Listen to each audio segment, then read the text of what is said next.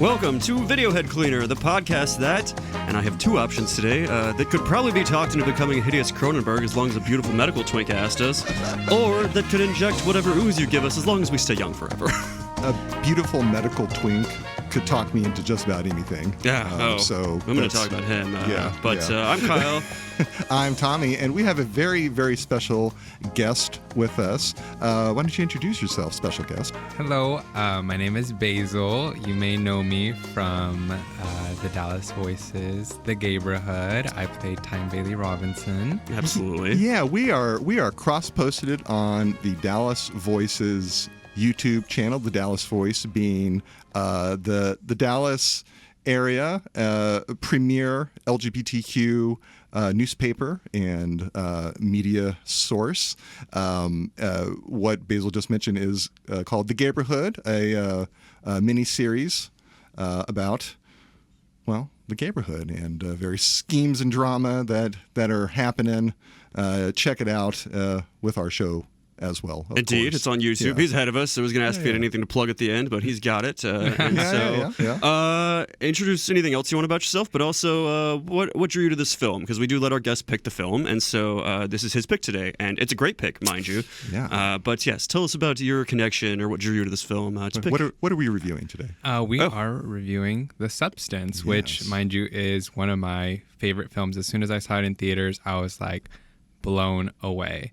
And what drew me to it is I remember just seeing like somebody to say something about it on Reddit, and I was like, oh, that sounds very interesting. The title of it almost drew back to like 80s like horror film vibes, and so I didn't really want to look too much into it because I hate watching trailers and stuff that really spoil the movie. So I remember just looking up like maybe some images on it, and I was like, that seems interesting enough. And that very Friday I went out and saw it. I think it had only been out that 1 week, and I was blown away. And I in the span of a year I've seen it 5 times. Yeah, very good. It's really incredible, and as a film, like, it was going to be distributed by Universal, but they kind of backed out on it because of the ending. They really weren't sure it was going to land with people, and that's why it ended up with Mubi, of all people, after getting like a massive standing ovation for 11 minutes at Cannes Film Festival and stuff. A great grab by Mubi. For sure. Something to hang your hat on. Yeah, definitely. I remember watching the trailer to The Substance, and kudos to whoever edited that trailer. They didn't give away anything. It was a total misdirect. They totally hid what was the substance of the substance, basically. So, yeah, good job. It was a great trailer, and it didn't spoil anything. That's true, yeah. I remember seeing it, and not really. Yeah. It doesn't give you away a lot, but it's a very visual film. Like, it has like 149 pages of script and or 140-ish, and 29 of them are dialogue. Yeah. It's so visual in the way she wrote it and stuff. This is French cinema, just straight up. It is very visually powerful. And the essence and the meat of the film is conveyed through imagery and gesture and form and figure. Lots of references. Oh, so many references. I have a big homage list. Yeah, but not a lot of dialogue. The dialogue is an element in the film, like everything else. It is not the engine of the film. It's a style. It's an element like color or metaphor or whatever, right? It's not very different from like American films, which are very wordy. They're always talking all the time, just talking all the time, and they never leave anything to chance about what's being described on screen. So very dialogue light. Actually, I appreciate that. For sure. Yeah. We can get into it, I suppose, because I could probably talk all day, and just ruin through a lot of the actual things I have to talk about. But let's walk through it, I suppose. Yeah. So the movie opens with an image of an egg. We get a little, I'm not really sure what's going on here, but we just see an egg, and it's injected with something, and it splits in two, and it's, I don't know, it's an egg. It might be testing the Yeah. substance. It is the Yeah. yellow, lime, green syringe going into it. We already see it's a very saturated, bright color movie, not like these dingy brown or blue filters that are often overfilmed so much.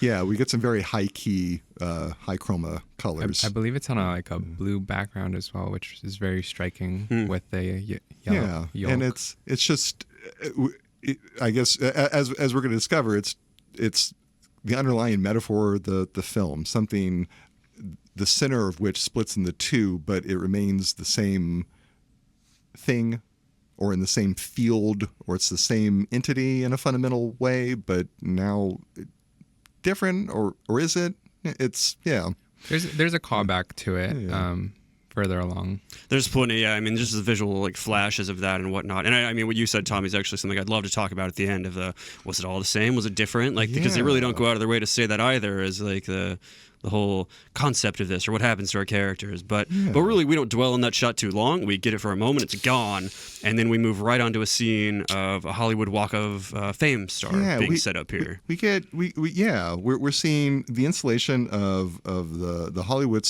sidewalk star for Elizabeth Sparkle. What a great name! How pretty that name. Stage name, I'm sure. She's the only one that gets the last name, but it's a stage last name in the movie. So Elizabeth Sparkle, she's getting her star. It's being installed, and adoring fans are around it. There's taking pictures. Yeah, paparazzi, and then we cut to scenes later. Fans are still coming by and adoring it. It still looks fresh, unblemished. But time passes. The montage continues, and the weather happens. Time goes on. People start forgetting her. You even hear somebody say, "Who? What was she in again?" Yeah. Like the glow is faded. The star itself is getting weathered and damaged. Cracked. Yeah. Somebody drops a hot dog filled with ketchup and chili, just devolves all over it. Devolves into her utter obscurity. Some dude just dropping a ketchup saturated hot dog on it and cleaning his shoe off on the star. Smearing he seems to try to clean it, but he just smears it everywhere. Just makes it worse. And then it's like, that's probably fine. It just takes off. I tried. Yeah. Well, I mean, what is one to do really in that situation if you don't have any napkins? Right. It just how tragic. It's the total arc of her career, start to finish, and we can summarize from this that we're at the end of her career. She's already been forgotten. No one remembers who she is. And there's an ominous sort of shot zoom on that with like what looks like a blood smear and the ketchup end of it all. Exactly. There's another callback to that. Certainly, there's a very full circle moment. A splash of red. But we already have all this food imagery. We got eggs and now ketchup, and Food is a big topic in this film. We got the start of some themes that are going to keep coming back at us. We're going to first little tastes of them, and then we cut to. We're taking to the set of Sparkle Your Life with Elizabeth. Elizabeth Sparkle, played by Demi Moore here. She's leading a very 90s, 80s, really, I'd say, looking aerobics TV show with unitards and leg warmers. In present day, mind you. We were going to talk about that. Like, the time setting is very ambiguous because there's so many elements of 70s, 80s, 90s stuff, but also flat screen TVs and like cell phones or whatever. But no internet, notably. I don't think this takes place on Earth. I'm going to say that. It's in its own constructed world. It's its own constructed timeline. It's kind of ours, but also it seems separate. It seems, is it the same as ours and yet different? I don't know. It may, I don't know. But it feels like a 90s workout show. She's going at it. She's very fit. She hits all her marks. I thought they were all doing a great job. Yeah, they're dance working out and they're nailing it. But her voice seems a little strained.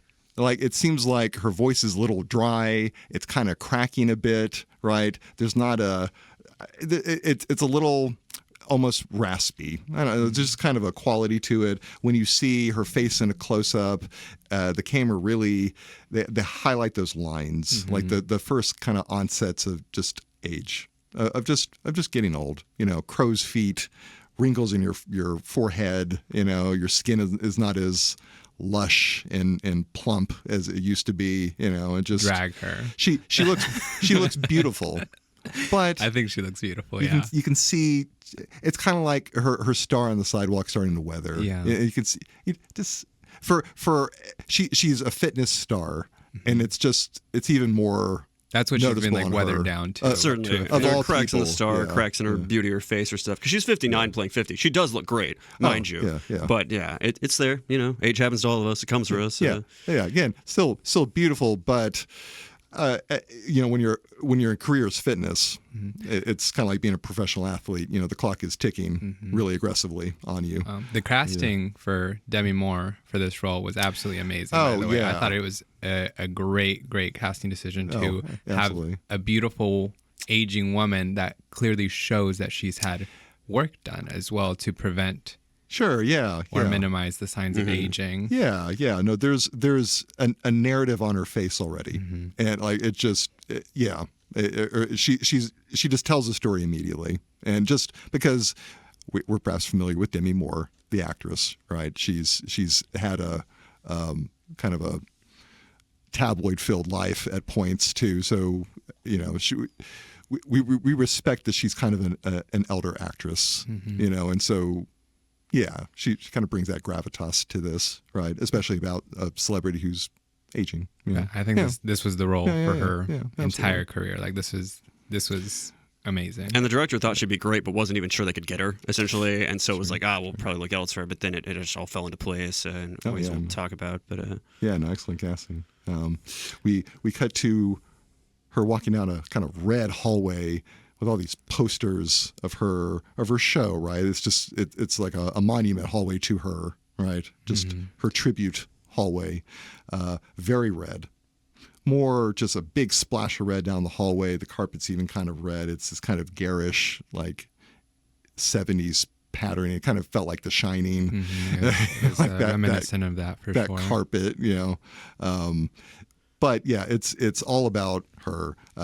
Multiple people are passing her by, congratulating her on her birthday, which again, if you're nervous about getting old, that's especially turning 50, great, awesome. Yes, thank you. Happy birthday. And she's got giant posters of herself all down the wall of like specials or shows or things she's probably put out, because I know my mom had full-on VHS cassettes of like these stuff, the Jane Fondas or whoever, exactly. Buns of Steel or whatever. She even got a recurring catchphrase, "You got it," on her little thing she was doing earlier. But before she goes in the hall, I mean, there's even a visual language of like the set lights go out on her, and it's almost like a dimming of that happened. But before we get too far, there is something at the end of her show that she says, like Kyle mentioned, and take care of yourself. Yes, as she blows a kiss and does a wink to the camera, and I think that's very important to the story as well. Certainly. And she even talks about, like, while she's doing her little dancer session, she's like, think about that bikini body. Do you want to look like a big giant jellyfish out on the beach? And is like,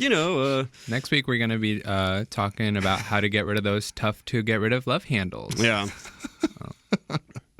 Exactly.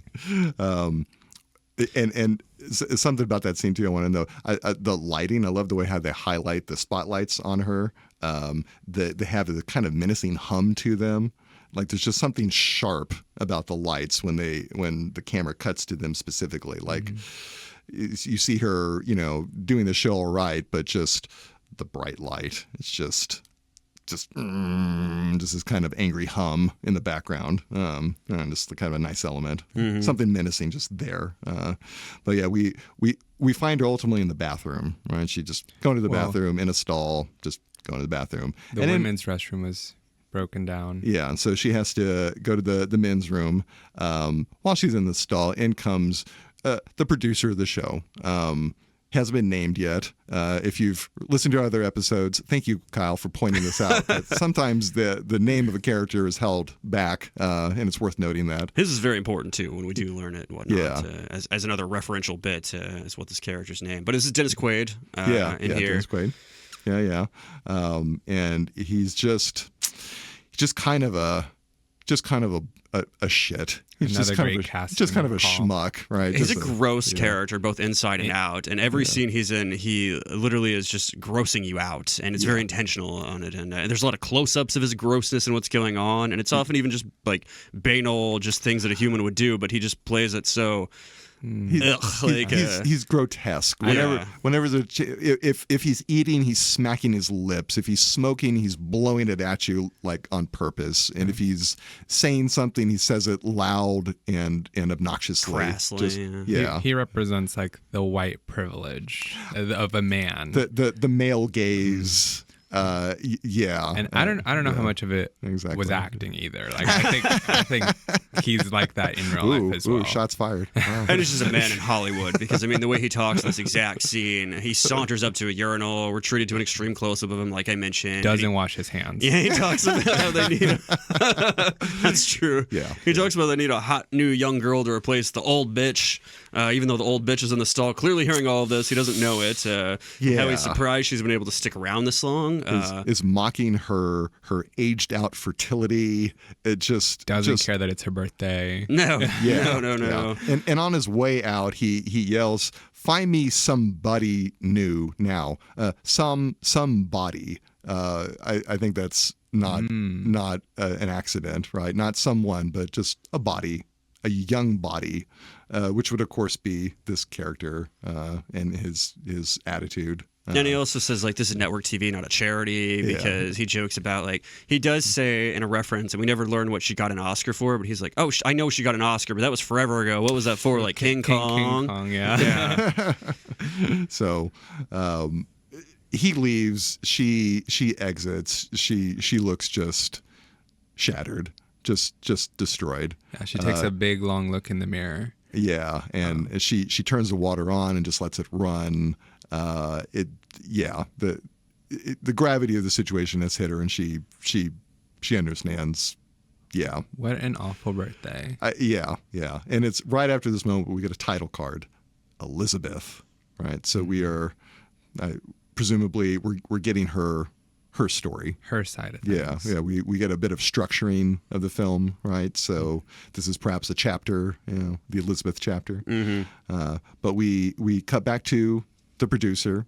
It looks like he and Elizabeth are in a nice restaurant, but he just eats like just a slob. Shrimp. It's disgusting. Just smacking them like. It's horrible. Yeah, it's very visceral. The shrimp bodies he's ripping apart and chewing up. And I mean, this is very much like a chew you up and spit you out representation of Hollywood in this. Because like I said, he clearly doesn't care about women in any sense except that they're a means to an end for him. And he is quite literally chewing up and spitting out people and doesn't care. He cares about ratings. He cares about his own interests and whatnot. And he's on this kind of rambling monologue with Elizabeth just taking in the scene, and it's almost kind of delirious. Just the sound of his rambling is kind of in the background, and she's just fixated on his licking his fingers and just eating like a slob. But we pick up that he's going on and on about how a woman's fertility, it stops at 50. He doesn't ever really say it, but just a woman's fertility at 50. Well, And she just looks so puzzled too. Like she was like, "What is he getting at?" It stops, and to which she responds, "What stops at 50?" He doesn't answer. Finds an associate, takes that excuse to bolt off and like start loudly talking with them. He doesn't say that she's fired, but just kind of hangs the implication in the air, right? And then runs. And that's the only line she gets in any of her scenes with Dennis Quaid, because he's really talking over her or at her more than anything, caring about what she says back and all of this. It's just. There's another strong visual in that where she like looks over at the glass of wine that he's drinking, and there's like a fly drowning in it. Yeah, it's we can assume a very fine wine, and there's a fly swimming in it but drowning and trapped. Yeah, which is another homage. Again, I've got a big list of these we can run down later. I don't want to bog us down too heavily on this, but it strikes me as a real symbol there, right? She perhaps sees herself or her dilemma. Right. She was at the top of her game. Yeah, very successful, presumably wealthy through all this. She's like the fly drowning in fine wine, and now she's trapped. Like, you. It is very obtuse, and like from his point of view thing he says to her too, because he just says, people are people, and he has to give the people what they want. And another mention of like her being fired, that she's kind of like, she might even get it, but kind of just wants to hear him say it, frankly. Like, I don't think she's dumb or anything, but he also is just not coming out and being on the nose about it. And as she says, what stops at 50? He's like, Greg or whoever. He yells out to his friend he sees, and then just goes off with him, and leaves her sitting there. Mind you, he's like 20 to 25 years older. He is, or just seems like it because he's just disgusting. Yeah. Like he's just aged. I'm pretty sure he's supposed to be. It's the age thing. Yeah, when I was checking IMDb credits, I was like, oh yeah, he is a lot older than her, and that is just a very Hollywood thing to have happened. Like men can age or be in older roles longer without any repercussions. Yeah, and women are just cast aside pretty quickly. If they hit even 40, most women are out on their ass, especially for so long in Hollywood. But 50, it was. And we get the association of her beauty with her fertility, which is it's gross. It's a really gross thing to just banter on about, but it's going to become its own theme later, right? Maybe that's what the eggs were about at the title scene. Well, yeah. I mean, it's in many times throughout history amongst various people, it's quite a symbol of fertility in many different ways. Or there's certainly birth-esque scenes in the movie, as we'll see. Exactly. Things birth out of other things. Yeah, absolutely. So we cut to she's driving home. She's kind of absorbing what just happened, and it's made even more abundantly clear as she sees a billboard of herself and her face being ripped down. Yeah, it's like, if there was any doubt, like she wasn't looking good to begin with. She looked real ragged, very upset. But then she sees this, and she's driving. She's just staring at it. She just cannot believe it. But she's distracted. She goes right through an intersection and gets T-boned by another car hard. It's a really ugly crash. Sends her car flipping, and she's just getting spun around and thrown about the place. It's a very, very violent crash. Goes on for like 10 seconds. It was quite the jump scare. And very sudden too. So get kind of rocked out of your seat a bit. But she somehow survives without a scratch, which is the next scene at a hospital. We have a doctor just marveling at this. She survives without a scratch. How in the world?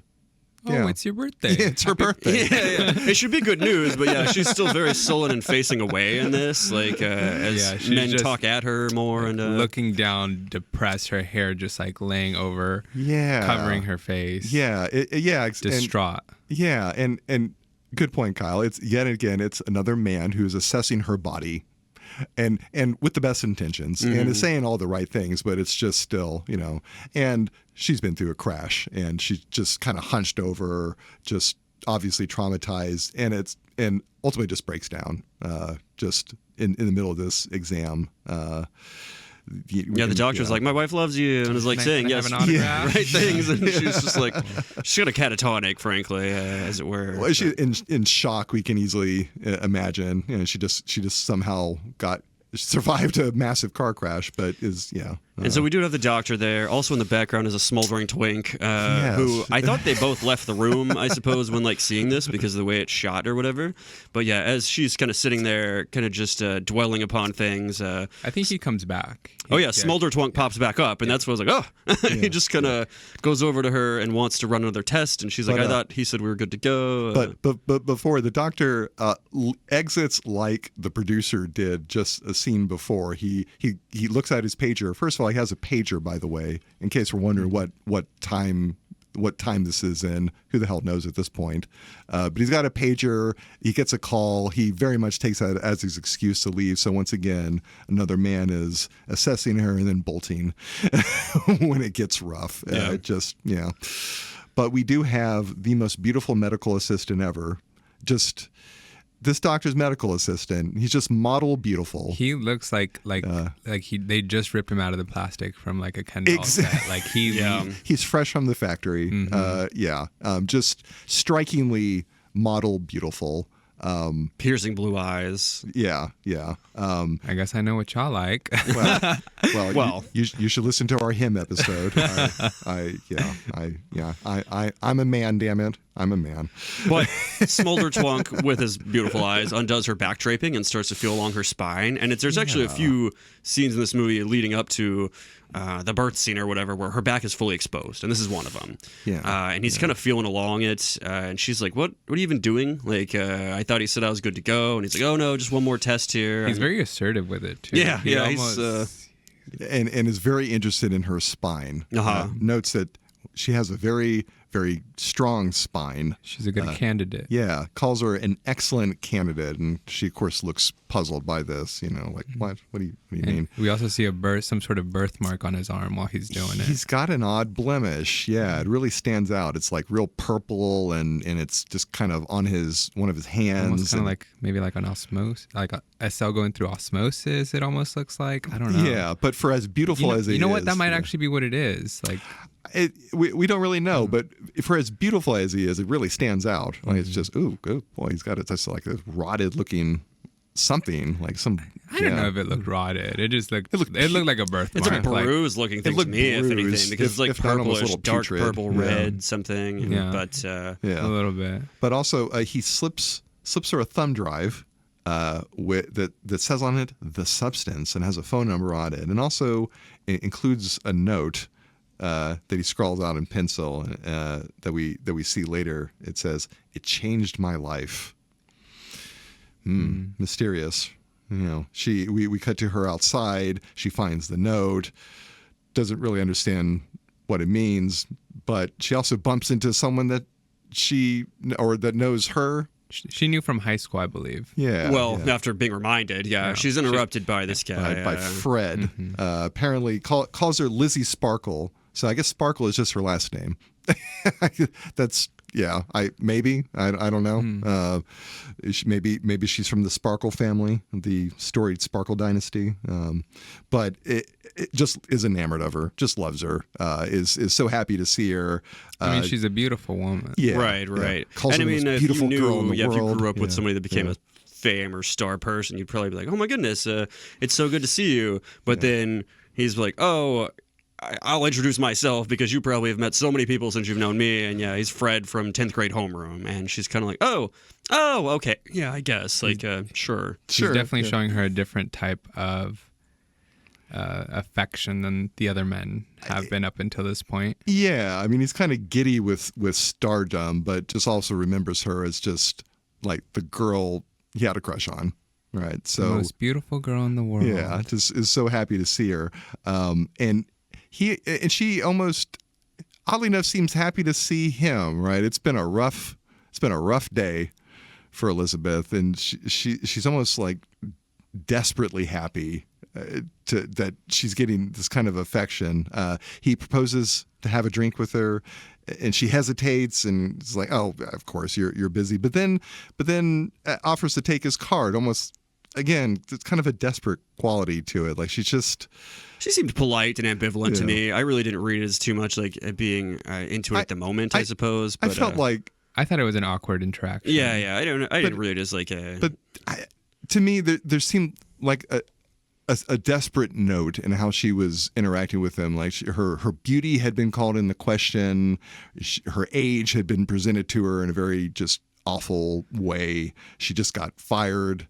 Yeah. She thinks it's never clearly stated, but I'm gets pretty the sure vibe. at this point she knows she's fired. Like and then a massive car crash on top of all that. So she's just. I kind of think I read it as like she looked at him as, or she was out of his league, rather. Yeah. And this is not something she's used to, in the sense of like she's almost taken aback by the sense that he thinks she's in her league. But maybe that's how I read it. Like, and I think it's very clear that he is out of her league. But she has been like brought down so much. She feels like she's been lowered. Exactly. And so she's happy for the attention.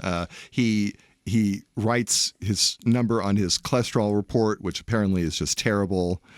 So we get the sense of this goofy kind of drops it in a puddle of mud. Yeah, writes it down, drops in mud, and hands it to her anyway. This guy is not a catch. He's another man, really. He's kind of a lump. well-meaning, but he's just kind of a lump. But she takes it anyway.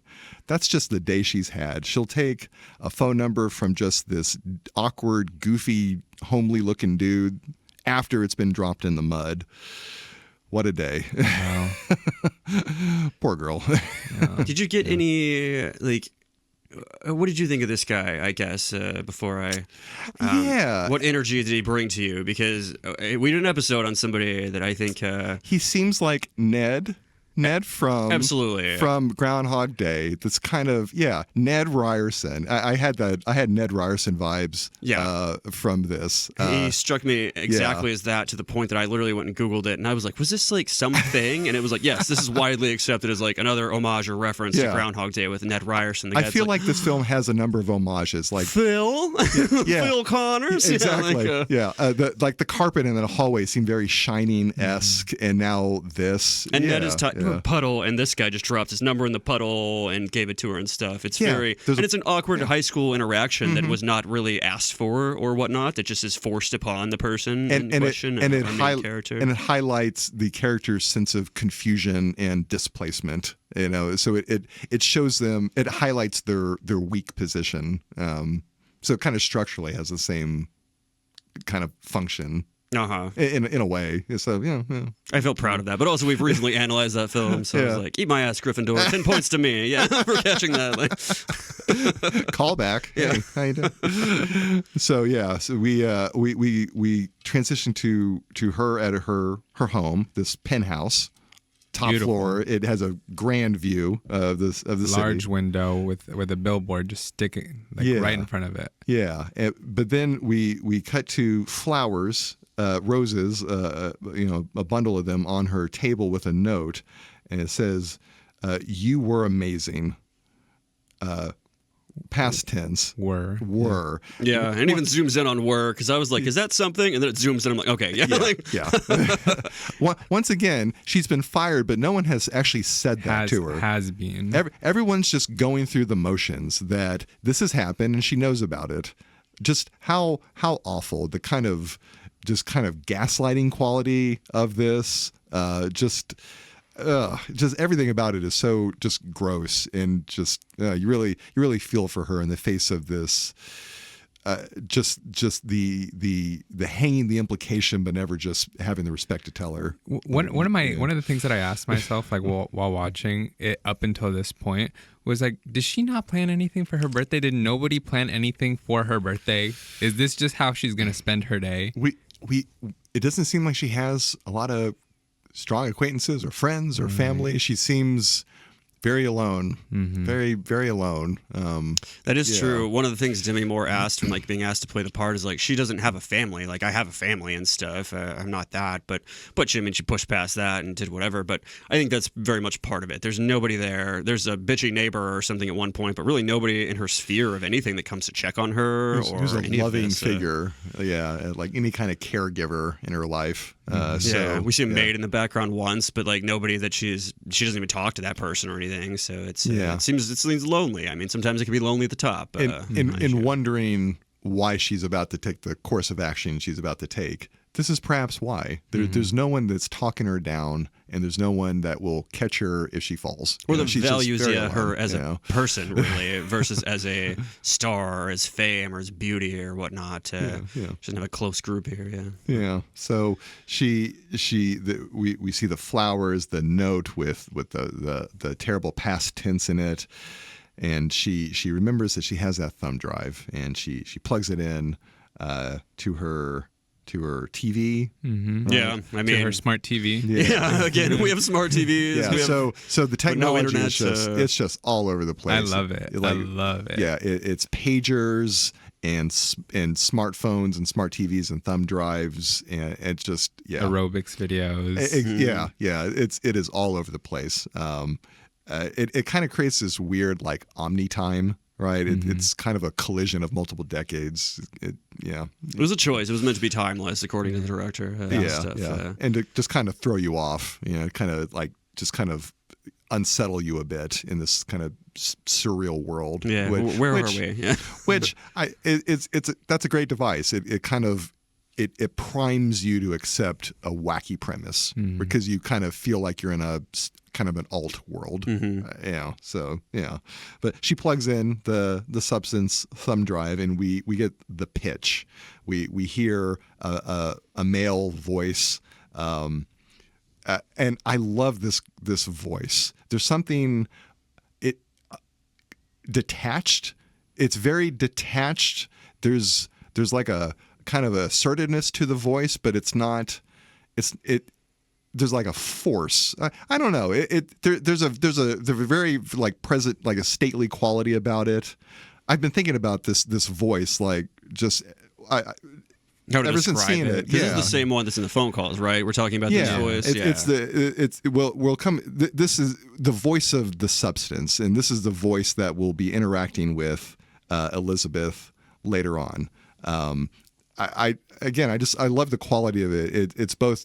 It's kind of robotic, but maybe just detached. It's not, but it's not cold in the sense of no inflection. There's like a really good inflection to it, but just there's like this anonymous feeling to it. Yes, because it rides the line of like a vocoder or one of those voice mixers or something, but it's not quite there. It sounds like synthetic. A light filter. Like it sounds like it's spoken in a way that's synthetic or not real, but it's a real voice.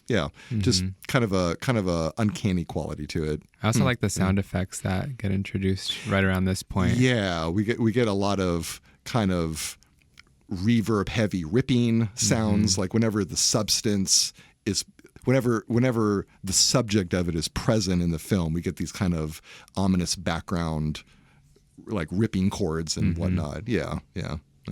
Absolutely. It's like what she's watching is basically like a product pitch, right? It's very kind of edgy, kind of has a like a ad company polish. It's the same wording a lot of beauty products use today, because it's like, have you ever dreamt of a better version of yourself, younger, more beautiful, more perfect? And a lot of things promise that, or at least that's the undertone, if not the straight up overtone on a lot of beauty things and stuff. But that is what the substance offers here. Is with only one single injection, it says it unlocks your DNA that will release another version of yourself. And it describes. I love the description that it gives of it's what it does, but also you are the matrix. It's always you.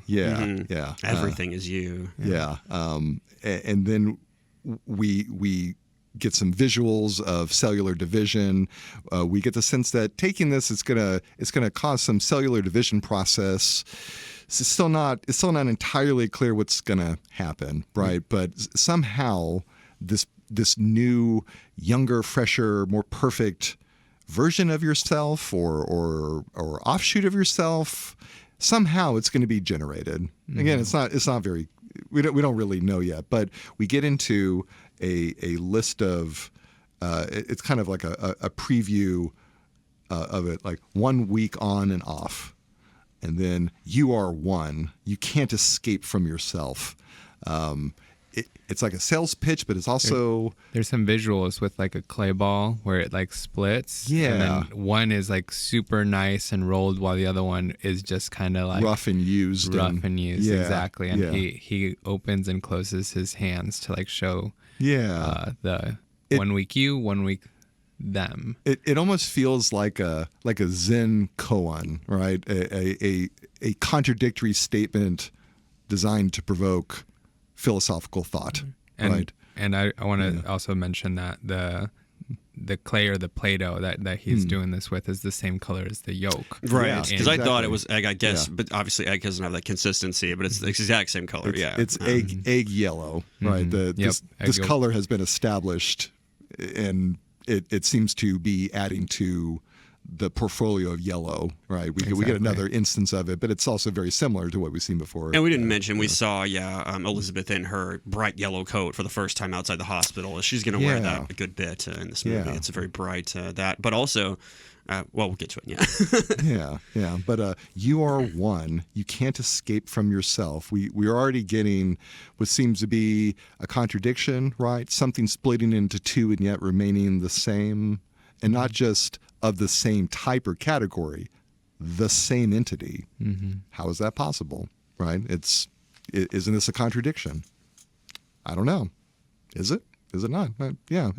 But it just presents it as just a given. But yeah, it's a mystery for sure, right? We get the promise of some kind of youthful rejuvenation, but you are one? What? And it gives her something to think on, but she doesn't really even think too hard because she kind of drops the USB stick right in the garbage after seeing this. She's like, shitty sales pitch. Yeah, This is just some too vague. She does not regard it very much. What had happened is the garbage, actually. Exactly. She throws that away, moves right along. Along doesn't with the really note, think I about it. think. Yeah, and just Taza doesn't really think about it. We cut to her at a bar, and it's she's dressing very well, like she's beautiful backless dress. Big backless dress. We have there. But she is 4 martinis in.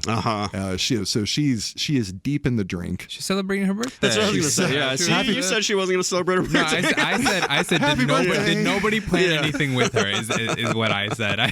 Yeah. No, she planned downing 4 martinis on an empty stomach. It looked like. So that'll get you some drunk, especially when you're look like a 5'5" Demi Moore.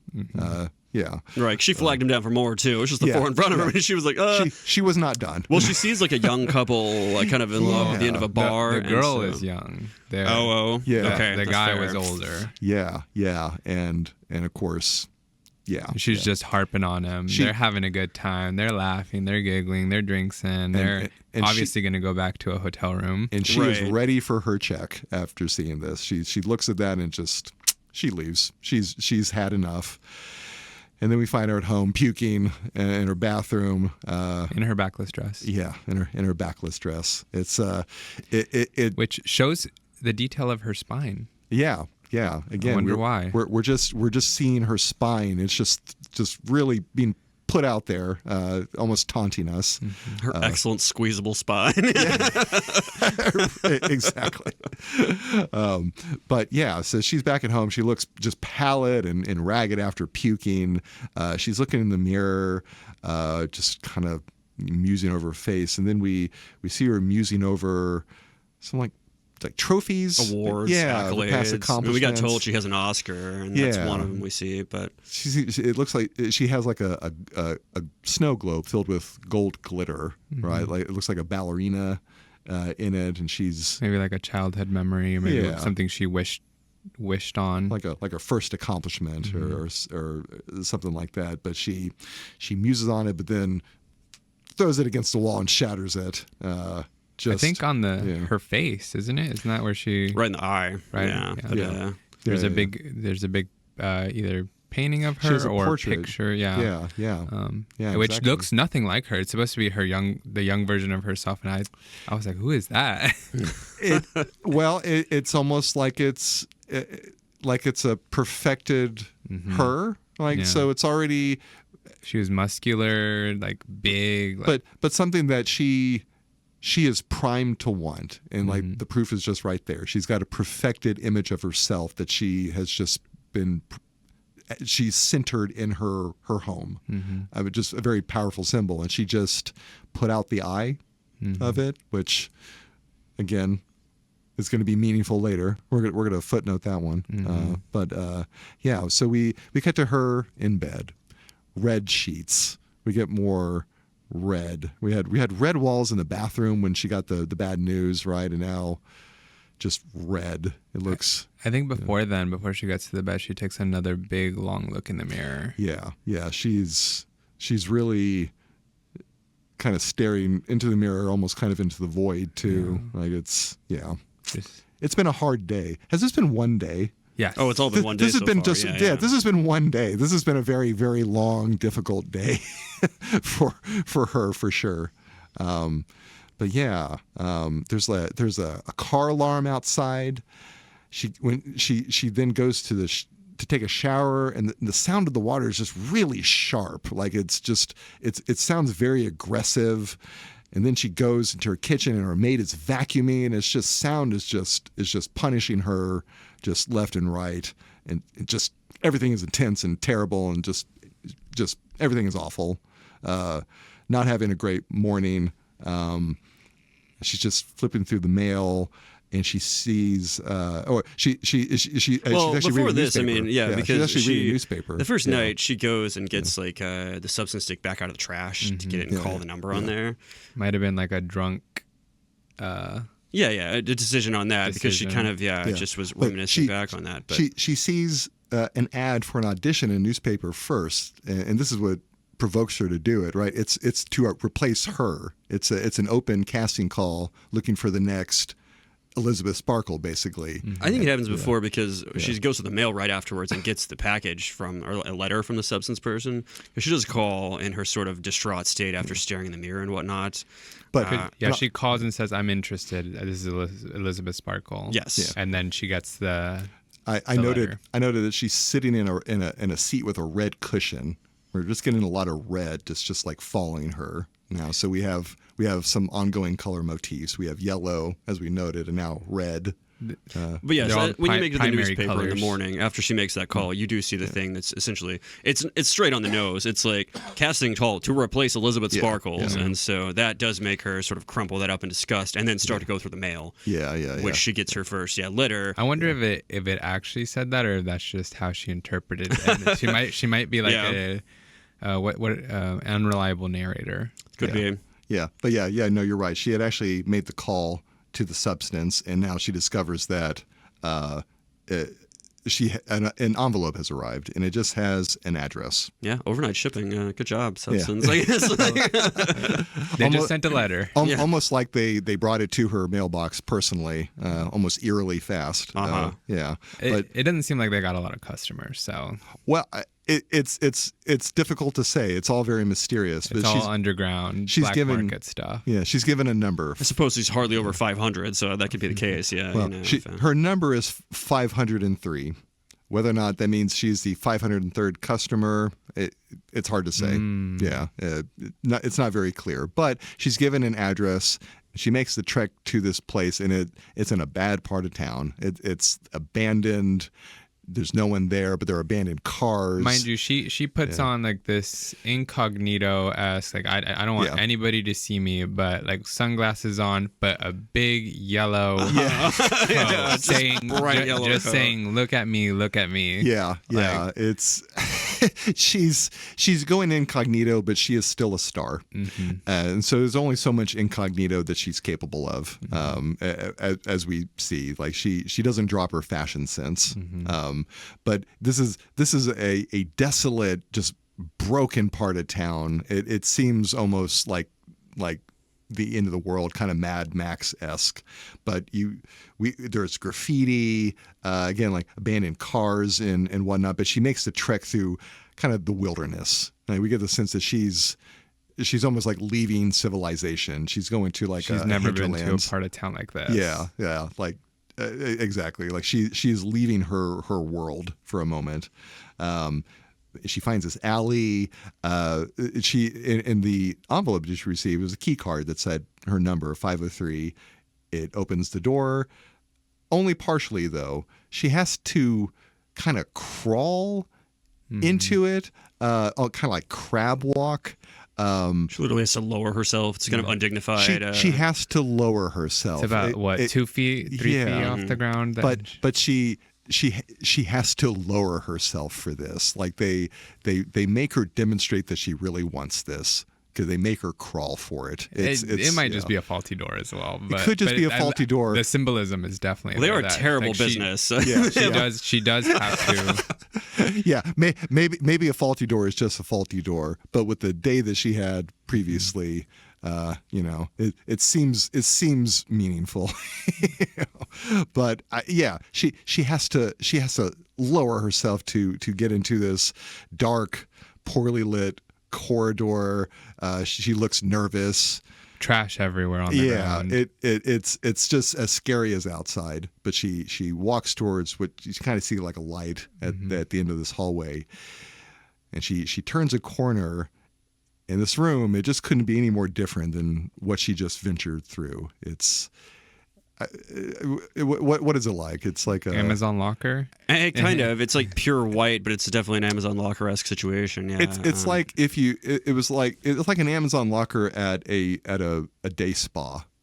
It kind of has day spa vibes to it, but it also just has like immaculate modernism vibes. Yeah. But also corporate functionality. There are various vibes that the room gives off. Again, couldn't be any more different than what she just walked through, which was just the absolute opposite. Like, right. Yeah. Because it's so clean compared to the dirtiness of Yeah. like every other room in the hallway and the alley itself and stuff. So, yeah. Now, when she looks at the lockers, there's only 2 lockers with numbers. Yeah. It's like 200 and something, and then hers, 503. She uses her card. It opens up her post box basically, and she retrieves a package in it, and there you go. The drop has been made. It kind of makes you like question the legality of this substance, because they won't ship it directly to her. She has to go and get it from like this underground location. Yeah, and that's She has to exert herself to go get it. In a figurative way, she is demonstrating that she wants it. Yeah, you have to want it, because many people could have walked away at the alley or the door, kind of not opening up, and I'm just like, ugh, fuck at the this. flash Actually, drive. Yeah. At the vague video, of things essentially. I mean, Yeah, it's clear that she is committed to this, not really understanding what it is, but it's a promise of youth, and that seems to be all she needs. I'm sure it costs a lot of money. It's never like it's never addressed or said anything, but Yeah. I'm sure it's not for free. And that's another interesting quality about it. We don't see a haggle over price or transaction of money or any kind of anything. It's just It's taken care of. Yeah, she is referred to it. She's a good candidate, and it's a mysterious service that just hooks her up. There's an air of mystery about Somebody's it. Somebody's got to constantly. be paying the operator. I guess we don't know. There's just this mysterious quality to it. It seems like a vast organization, or is it? It's very mysterious. But they give her a package. It's like a care kit, and it has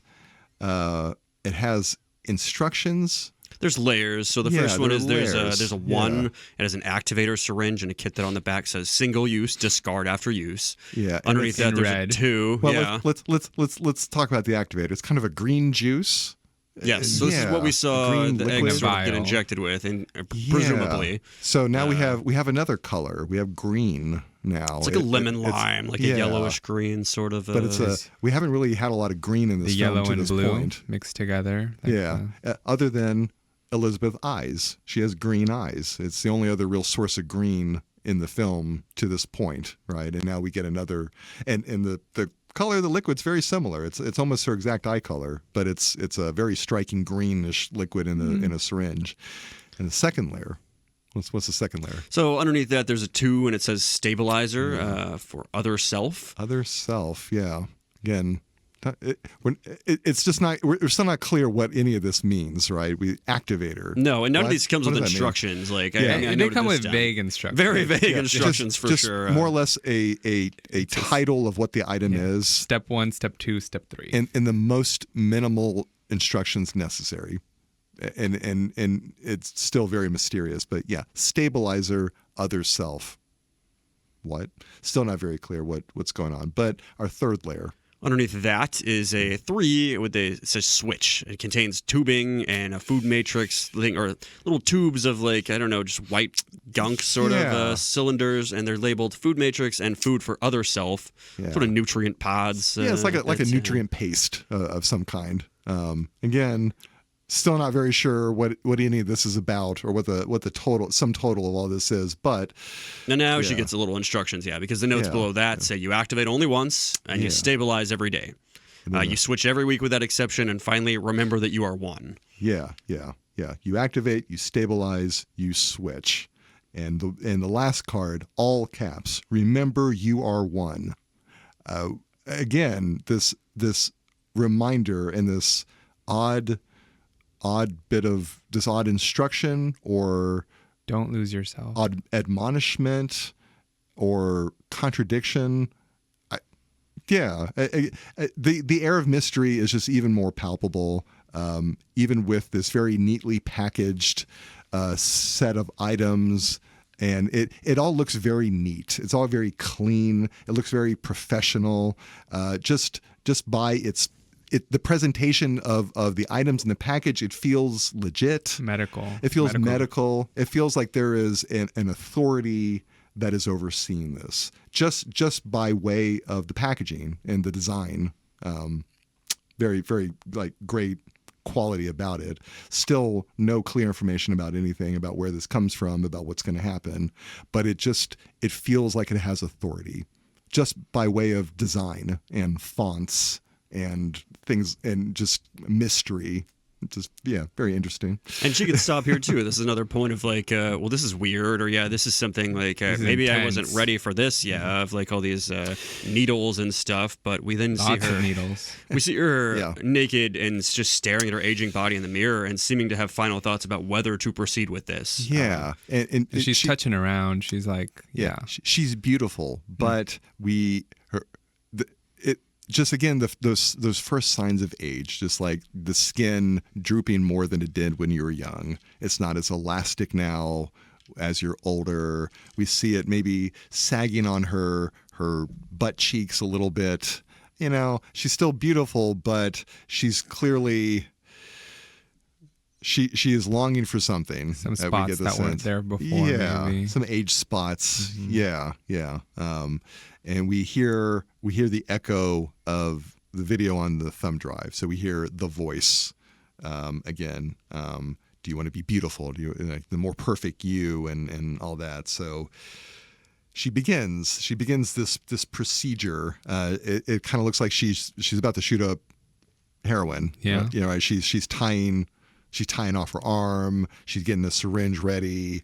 Bright green liquid, neon green. Yeah, the very bright green liquid, and she just shoots it right into her vein. And there's another shot there again of only use once or single use. Yeah.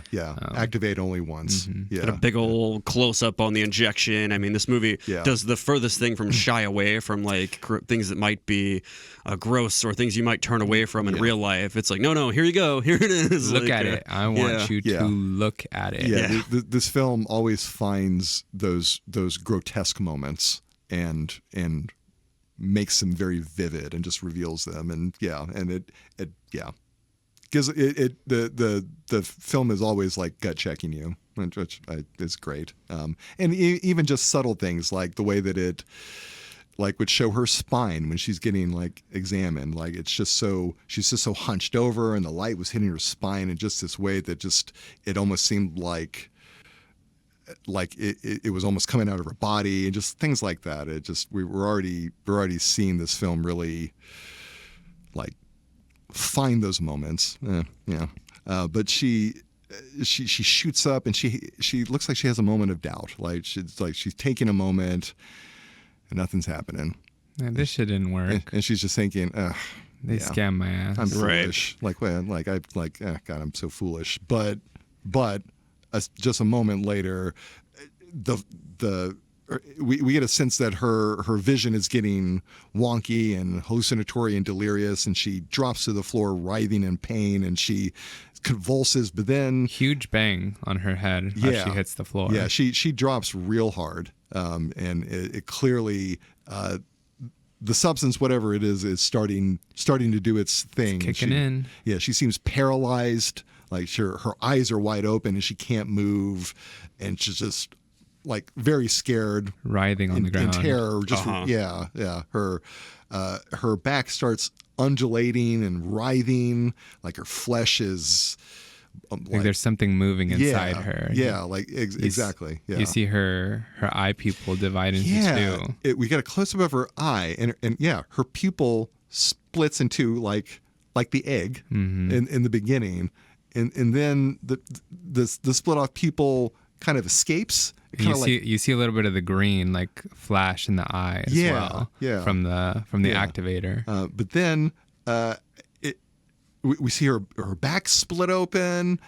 Just this horrible like tear gash down her It back. almost looks like a surgical, like somebody took a scalpel straight down the back. It was so clean. Yeah, but just huge and like, jarring. Yeah, and it just erupting like almost like a fissure in the earth. Like maybe an homage to like Alien almost. There is Alien Covenant, like a back burster as opposed to a chest burster thing. And I mean, in that moment, we see an arm fly out. We get slightly before that just 2 eyes now in the eye socket. We get the emergence of a blue eye. Yeah. And they're kind of fighting for. They're struggling until her green eye like pushes it away, but it just kind of goes somewhere. In the midst of all that, we see like an arm coming out of Elizabeth's back. We then zoom into her eye, and it's I got 2001: Space Odyssey vibes. Like the fish lens. Just the voyage through the monolith towards the end of the film. It's just like I know what you're talking about. It's like we're zooming through a dark corridor with strobing light patterns on our side, like we're going through 2 planes, like we're between 2 planes of existence. It reminds me of like Enter the Void, if you've ever seen that movie. Also Enter the Void, a lot of sequences like that. The cinematographer Benjamin Krakoun, I probably mispronounced that, but he had to figure out how to make this like work and pop, and ultimately this is like a simple solution. It's like 2 horizontal bicycle tires surrounded by LED tube lights, spinning at the same time around a stationary camera, and so it's but it's a crazy looking visual that looks amazing. And I mean, you never would have guessed like something simple like that. Yeah, but that's what an awesome way to do that. Yeah, that's great. Movie magic on that. And then he also, you see at the end of that, a fiery heart, and fire is a big motif in this movie. We get several little clips of the fire and the lighting and such. Yeah, it's an outline of a heart, and it's revealed because it's lit on fire, and that traces the outline until it joins in the center, and we see it's a heart. It's a heartbeat. It's alive. Yeah.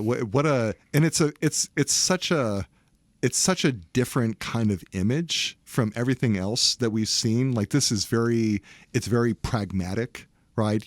This is an image that looks very much like someone squirted gas on the floor and then lit it on fire, right? It feels very literal. That's exactly what happened. It's a practical effect. Like they lit like the studio floor on fire, and they shot these from above, these fire scenes, and then like spliced them into this I thought it was stuff, some sort of wire, because it almost looked like it was in the middle of the air, the way that the flames were going up. So, but we've had so many different kinds of imagery at this point, right? We get the almost hallucinatory moving, like zooming through some kind of lit tunnel between 2 planes. We get all the grotesque fleshy imagery before that, and then now we get this practical fire effect, like all these different modes of symbolic imagery and figurative imagery, and it's kind of like an activation, especially with what happens next on this. So we cut back to the bathroom, but it's a point of view shot. Fish lens. Yeah. It's kind of foggy, can't really see very clearly, and it sounds like it sounds like someone has a stethoscope up to this person, and you're hearing their heart through the stethoscope earbuds, right? It sounds like the internal sounds of their body. What it read like to me was like when you're have a lot of like pressure in your ears and you can't fully hear. Sure. It's or like high blood pressure or something like that. Yeah, I felt like it very much locates your point of view in them. Like just very, very like strongly centers it like in their body, like not just their point of view, but like their point of body, which you're going through it with them. Yeah, in a very like carnal, like fleshy sense. So she finally sees herself in a mirror. She approaches. The mirror is really fogged out. Whatever just happened created a lot of fog. Don't know why, but. I don't know. Did I have a theory about that? I was wondering about that while watching. I'm like, where did the fog come from? She had just taken a shower, didn't she? Was it a shower before and then she ejected the substance? Yeah, maybe that's what it was. I'm pretty sure. I would assume that. I guess it could have created heat out of entropy or something and steam. But I assume the shower or something. That also makes sense. Yeah. But she wipes the fog away and sees herself, and she's just struck by what she sees. She's young and beautiful and just perfect, just radiant health. She's slick, naked, and most importantly, it seems to have accomplished what it wanted to accomplish. Everything out of this. is tight. Yeah, exactly. And she just is awestruck. Just cannot believe what she's seen. It worked. She's inspecting her body and just marveling at it, at her perfect breasts, at her perfect rear end. Now, just her derriere. Yeah. But after regarding herself in the mirror for a while, she turns around and she kind of has like a very cool demeanor, like almost very serene, like oddly serene. She turns around. I'll also call out when she's in the mirror here, she has piercing blue eyes. And as you mentioned, Elizabeth had green eyes. Yeah. So we now have, we're adding to our color palette here. We have blue. So we have a lot of, we had yellow, then red, then green, then blue. And we're going to, we'll see these color motifs just throughout the film, but now we have blue to contend with. I was calling her new Elizabeth, or like Nellie in my notes. Yeah, I mean, new Ellie. We don't get it for a moment there, but her blue eyes also radiate outward the lemon lime, the green, the whatever intensely of the substance as she's staring in there as well. We catch a flash of that while she's staring in the mirror, like almost like a green flame, in the backs of her eyes. Like it's going through her veins and the eyes. When she turns and looks at her old self and her massive back, when she throws up the substance, essentially this yellow, same green, situation there. But she sees Elizabeth on the floor, the gash in her back, and just pukes at the sight of it because it's pretty horrible. Still bleeding. Mm-hmm. Yeah, it's quite a spectacle. She rushes to Elizabeth to start suturing and then sewing this gash in her back. Mind you, closed. was this in the instructions? No, yes, this is what I wrote down. I was like, this is like a very critical thing we should have mentioned here. Yeah. Time is of the essence. Yeah. I guess technically this isn't required for the experience, but it just the instructions were very minimal, and so I guess this basic act of compassion isn't technically required. Maybe it's almost like what have I done to myself? Yeah, it's a very obvious problem to be solved. Like if anything else, it's like, oh no, I should. We're just gonna close that up real quick. They provided the tools to do so. They did, yeah. I'm sure it was. I guess looking at the kit was like, oh, okay, maybe. And kind of like her being fired. It's just everything is presented to her, but no one ever just says you're fired. And so it's kind of like this the substance kit of items and tools. She looks at Elizabeth on the floor. She starts sewing her up, but I get the feeling that she somehow knew she needed to do this. Like she seems to be motivated by my knowledge, and I'm going to bring this up in the very next scene too, right? Like just these minimal instructions, and it's kind of, again, all this stuff is done by implication, right? It seems like she's figured it out just by the implication, like she needs to sew up Elizabeth's back. Right. It kind of invites you to think, is this Elizabeth in there? Because, and that's a question I will ask throughout the movie, frankly. Are they different? Are they one or whatnot? Because it seems she has enough knowledge of what just took place, the substance and whatnot, to know that, if we're one, I should probably sew her back up. She was at least birthed with the knowledge of sewing, thank goodness, because she does do a rudimentary and visceral sort of sew-up job there. I have no doubt in my mind for that answer. Yeah, okay, all right. Let's talk about that at the end, because I really have a... But this is just, the implication of you are one in the same. Without really that being explained exactly what that means, she rushes to help like that's true. Mm-hmm. So, she in this moment is... like young Elizabeth acknowledges that they are one and the same, we'll see how that progresses throughout the film. But also, I mean, if she does have this knowledge of the substance, she knows she has to switch back in a week, and she probably wouldn't want to switch back to an open-backed, ruined, like, wounded person that just, has that in her whole life going on. Well, So we cut to new Elizabeth in bed, and then she's taking a shower and she's caressing her body. It's a very sensuous scene. I think we skipped a bit at least, because she does. She sews her up and then pops in an IV of the food matrix for herself. Like she goes through the kit essentially, like needle, thread. Gotta sew that up. All right, let's pop your food matrix in they here. They take their time sewing the back up. Yeah, as well. that is another visceral. Like I said, very. It's very slow, methodical, but it's very wet and bloody. Yeah, and, like the sounds are very wet and skin fleshy. It struck me as almost like witchcraft.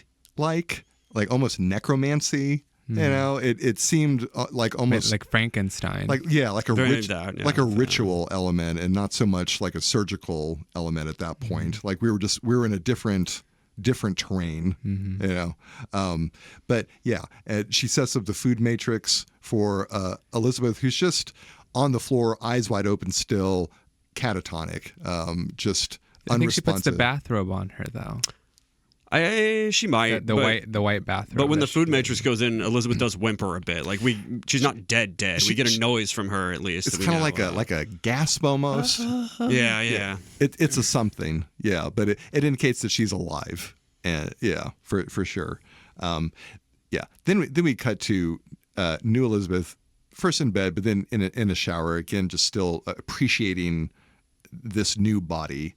Yeah, our second shower titties, because this same shot of Demi Elizabeth happened, earlier. But it just wasn't the same kind of shower scene. Getting rid of all the placenta. Yeah, right. Well, exactly. Yeah. And Elizabeth is still on the floor during this. Like, didn't get her a pallet or anything. She's just still on the cold bathroom floor. New Elizabeth goes to the mirror, is regarding herself, but then her ears start ringing and her nose starts bleeding. Well, she kind of, this is a direct contrast of like what happened, because we saw sad shower with titties out, and then she goes to the mirror and kind of doesn't like what she sees, and that's sort of aging. But new girl sort of saunters to the mirror, says hello to herself in the mirror post shower, poses, does some stuff, and then gets this high pitched whine as she's admiring her new awesome self. And sort of realizes, oh my God, I got instructions that have something I have to do every day. Yeah, and that's when we see her kind of figuring out what the stabilizer means, right? Like she's kind of looking at Elizabeth like, oh geez, this is what I need to do. Like it's just now dawning on her. I wouldn't have figured this out. This is huge needle. Wildly unclear to me. Like what we needed to do. Like I'd be like with the big needle. Am I supposed to poke it here? Yeah. Well, it's clear. It's clear to us, the audience, because we've seen all these scenes of her spine, and so we know that her spine is a very important element. But to new Elizabeth, it just now dawns on her. Oh, that's right. I got to take this big scary needle, and I gotta. Yeah, it's like a tea straw. What do they call like when a mother is birthing their baby, they had their epidural. The epidural. It reminded me of that spinal tap or that spinal fluid situation. But like an epidural, that's also a spinal injection. Exactly, and a big thick one at that. Yeah, and so she gets the stabilizer needle and goes to work, injects it into Elizabeth's spine. The still open back wound. Just threads that in there. Easy access. Yeah, I guess. direct from the tap. Yeah, the source, and fills 7 vials of the fluid that she extracts. Takes one, injects it into her, and she's stabilized and good. Kind of like an EpiPen. But it demonstrates to an element. She has a need, a definite need for this. There's one source for it, and it's her other self, her matrix. It's herself. Yeah, she has to go to the source. She has to return to the source to survive, and so. Again, something kind of witchcrafty, like kind of we're in like magic territory. There's something kind of surreal, something kind of, like we're like in folklore with this. Alchemy, medicine. But just this return to the source and all the imagery of eggs and whatnot. Eggs frequently are a symbol of the creation of the world and all that. What came first? Yeah. And so, So we get a shot then of the giant photo of Elizabeth again with her sort of like cracked star eye thing. Like it makes me think of Cable from the X-Men, his little shooting out eye there. But moreover, we see a stretching younger version continually pop in and out of frame in front of the poster where it's like Elizabeth, new Elizabeth, Elizabeth, new Elizabeth. And as she's doing this, the crumpled casting call for the new Elizabeth Sparkles catches her eye in the dumpster there. Yeah, she has an idea. She's gonna we can figure out she's gonna try out for her old self's old role, right? She's gonna get right back into it. We cut to like an audition space with some smarmy producers. Well, she goes out first in her shopping. big yellow coat, which, again, it was what I was going to say. I mean, when we talk about You Are One or the two eggs, the big yellow eggs there, the balls of Play-Doh clay thing, we now see we've had both Elizabeth and New Elizabeth and their bright yellow coat thing. So that's no mistake. It's the... Time for a new color. It's the same egg, but it's been split in two, right? And so they're both these yellow separate pieces. But as she's walking in this coat, she spies a new outfit. Yeah, as you mentioned, time for a new color. She sees this pink, exposed cutouts, like would look great on a young, leotard, firm, leotard thing going on here. A huge side cutout that exposes like her lack of love handles. Yeah, her new perfect body. Most of those ass cheeks. Like her ass cheek just hanging out. It looked amazing. It looked really, really good. Yeah. And so we get to the audition space. There's a woman trying out. The producers, look her up and down. Yeah, but then send her on her way, and then have all kinds of smarmy comments about her big nose, and wish she had her big breasts instead of that big nose right in the middle of the face. Yeah, exactly. Instead of that. There's one of them looks especially sleazy. One doesn't necessarily read as that, but it's just another men run Hollywood and are incredibly crass about women's bodies moment. It's a male gaze moment. And as young Elizabeth walks in, they continue down that path, saying things like, I can tell everything's in the right place this time. And they specifically grossly ask for her name, age, and measurements. Yeah. Which... I mean, that's just I mean, it's the job though, right? She is a fitness celebrity, and so she is objectified constantly, but it's a job that objectifies you. It's there's kind of a tension there, but new Elizabeth, she knew what she was getting into. Yeah, and doesn't. She's not fazed by it at all. She seems to almost revel in it, and she declares her name. I'm Sue. Beautiful, luscious lips. Zoomed in on the lips, with a beautiful, natural smile. She looks resplendent. It not just beautiful, but the light is perfect, and it's glowing about her, and she's just radiating her beauty. And she takes her time. Yeah, it's slow motion, and the camera just loves every second of her. Absolutely. We cut to Sue in what we can guess is the head office of the network. We get a title card of Sue right after she gets the job here. For better or worse. She's watching herself on the TVs that are set up on the walls. Dozens of TVs. Of her just replaying, just saying Sue close up on her lips, her pouting red lips, and then we get a title card, Sue. So, chapter 2. I guess, right? We first Elizabeth and now Sue, right? The new that we chapter. Finally get like a fully clear idea, visualization of what she looks like. That she's not like soaking wet, and she's perfectly glammed up, beautiful, perfectly bodied. Great casting from Margaret Qualley. If y'all don't know her, she is the bride of Jack Antonoff from the bleachers. Okay.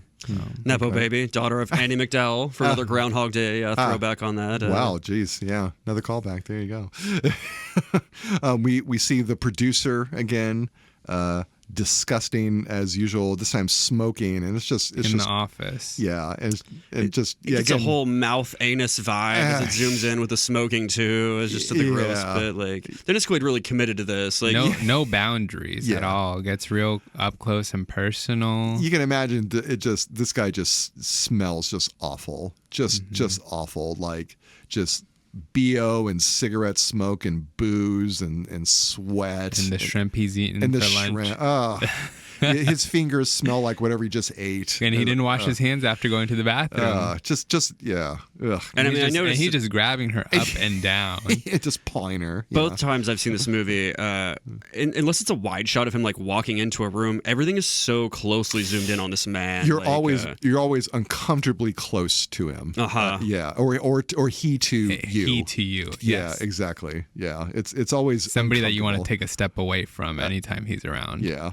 He also doesn't in the scene even remember his assistant's name. It goes by Isabella. To once again drive home like how little respect he gives women in his life. So he renames her Cindy because it's shorter and better.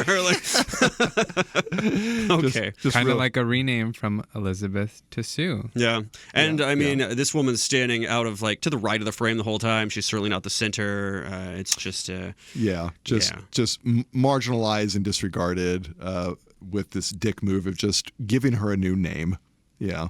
But we're then talking with Sue. She reveals she needs an on-off schedule. To take care of her mother.